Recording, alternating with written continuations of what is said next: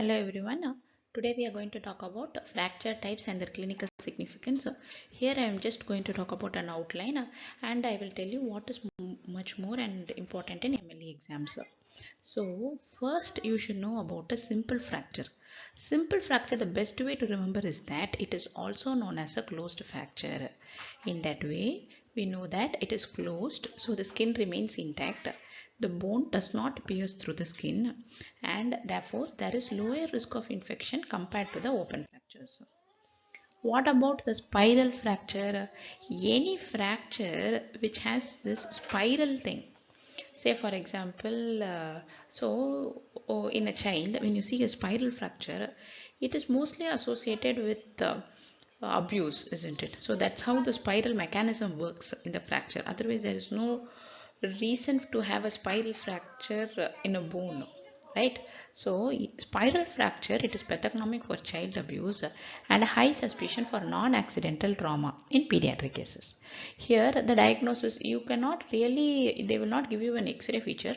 The diagnosis is based on the history. Mechanism is caused by rotational or twisting force, and almost always this indicates a child abuse. If they give you spiral fracture, they will ask you about a child abuse. What about compound and communitted fractures? Compound fracture is also known as open fractures. So the skin is broken, the bone pierces through the skin, resulting in a higher infection rate, and it also requires urgent treatment. But whereas in communitted fractures, there will be the bones will break, but the bone broken in at least two pieces. So typically high energy injuries result in communitted fractures and it takes a more complex healing process in communitted fractures.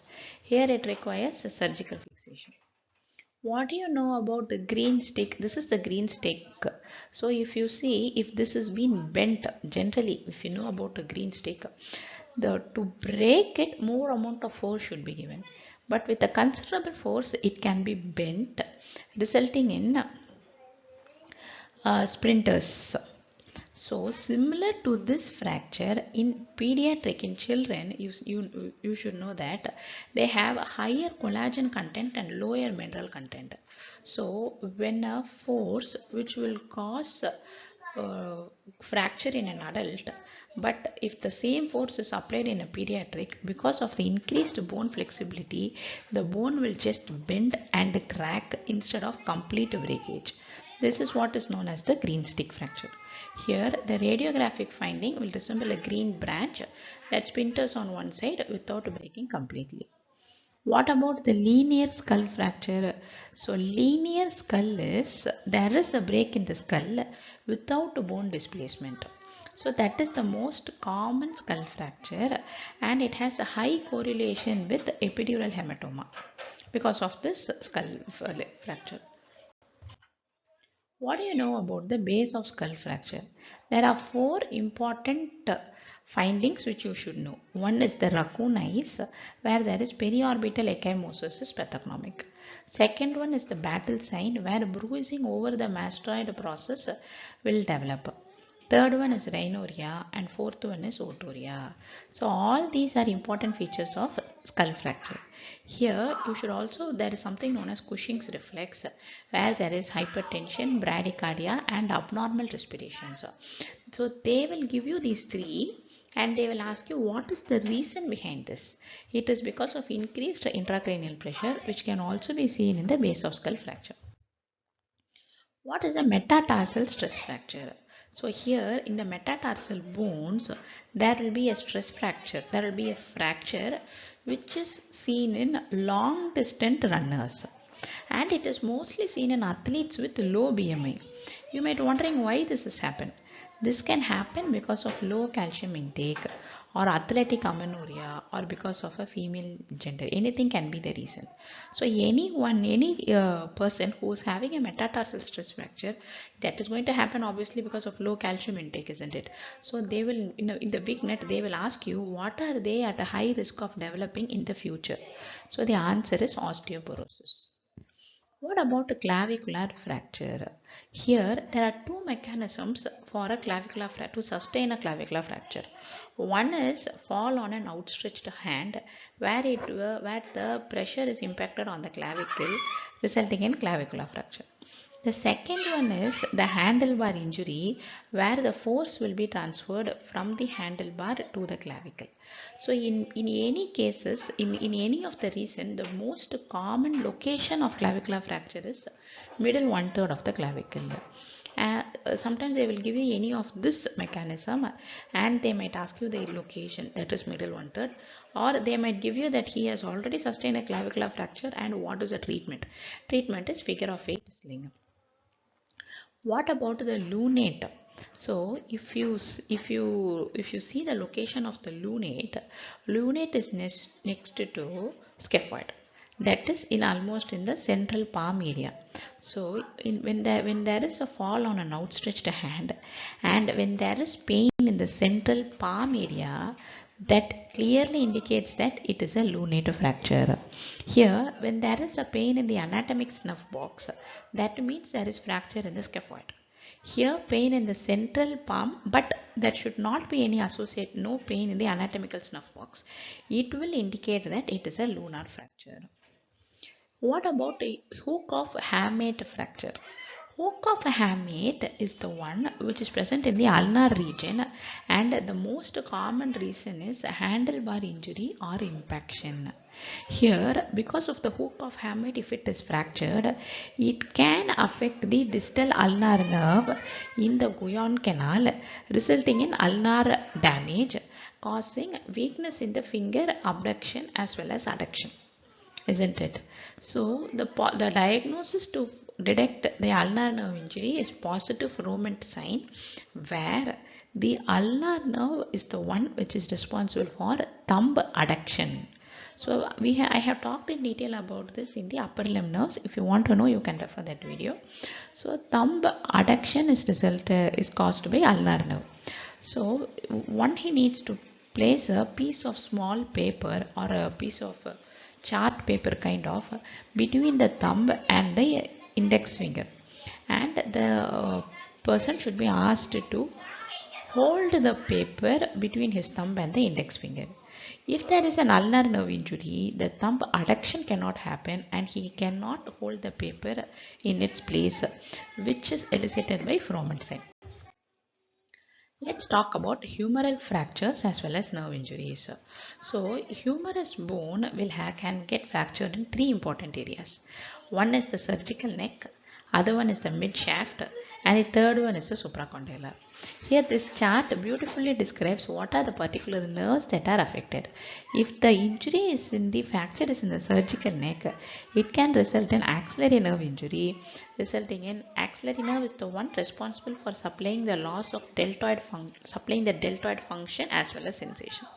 Second one is the mid shaft injury, where the radial nerve is affected, resulting in wrist drop as well as pronated arm. Third one is supracondylar, where the median nerve is affected, thereby the first three fingers are 3.5 fingers associated with the motor dysfunction, sensory dysfunction and thenar weakness happens in median nerve injury seen in supracondylar fractures. What do you know about the vertebral compression fracture? Vertebral compression fracture is seen in postmenopausal status, corticosteroid use or Cushing syndrome. It happens almost always due to osteoporosis. It is synonymous with osteoporosis. So how will you know that a vertebra is fractured? When you touch the person, there will be point tenderness in the vertebra over the affected vertebra. In that way, we can know that it will result in vertebral compression fracture. There will be progressive height loss as well as kyphosis with multiple fractures. There is a beautiful entity known as pseudo fracture, where there will be no fracture. As the name says, there will be no fracture as such, but there will be a band of low density bone which is resembling the fracture line. It is associated with vitamin D deficiency like osteomalacia or rickets. This is also seen in renal failure due to low 1,25 T3 levels. So this can be associated with vitamin D deficiency, which is seen in osteomalacia, rickets, as well as in renal osteodystrophy. This pseudo fracture has another name, that is also called as looser zones or milkman's fractures. What do you know about the orbital floor fracture? The orbital floor, the most importantly, you should know that here in the orbital floor, there are two muscles which are present. One is the inferior rectus and the other is the inferior oblique muscles. They can become trapped and there will be an impaired upward gaze.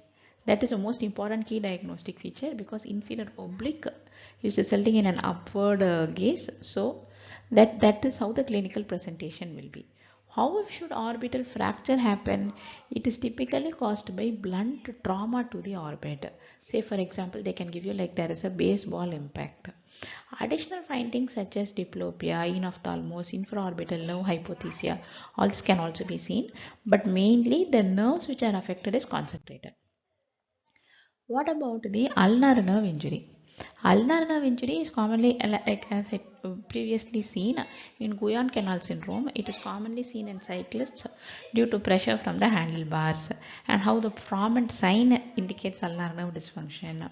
And when there is a hook of hamate fracture, then the deep branch of ulnar nerve can also be compressed.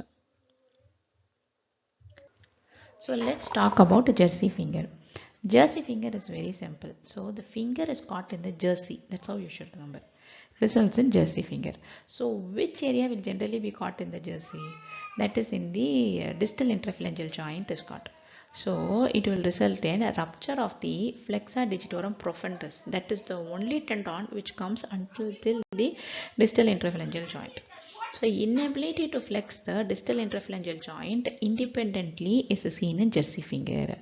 It may be seen in celiac disease due to vitamin D deficiency. Here there is damage to the extensor at the distal interphalangeal joint of the thumb. Therefore, the thumb will be flexed like a mallet and it cannot extend. That's how, and it cannot extend because of the disruption of the extensors at the distal interphalangeal joint. So this is the mallet finger. The gamekeeper's thumb, as the name says, it can occur because of, mostly as the name says, it can occur because of the sport where the person is trying to keep up the game by holding a ball. Okay, because of that, it will result in hyperextension or hyperabduction of the thumb while attempting to hold something. So it can happen in skiing, it can happen in any ball sports, sometimes due to falling, cycling and others, but these are the most common. So what happens here is that the ulnar collateral ligament at the metacarpophalangeal joint of the thumb will get disrupted, resulting in gamekeeper's thumb. So this is what happens here. And the thumb will be also loose or unstable and it can bend too much, like it can get extended or hyperabducted too much because the ulnar collateral ligament is torn. What about the boutonniere deformity? Boutonniere deformity is that where it is just opposite to the swan neck. In swan neck there will be flexion at the distal interphalangeal joint and extension at the proximal interphalangeal joint. In boutonniere there will be hyperextension at the distal interphalangeal joint but flexion at the proximal interphalangeal joint. This will resemble a buttonhole. That's why it is known as boutonniere. So this is mostly because this is seen in rheumatoid arthritis, mostly because of the joint inflammation that damages the central slip. Extensor tendon slips off the proximal interphalangeal joint. Chronic inflammation weakens the support structures, and there is lateral bands also. So we have officially finished our topic.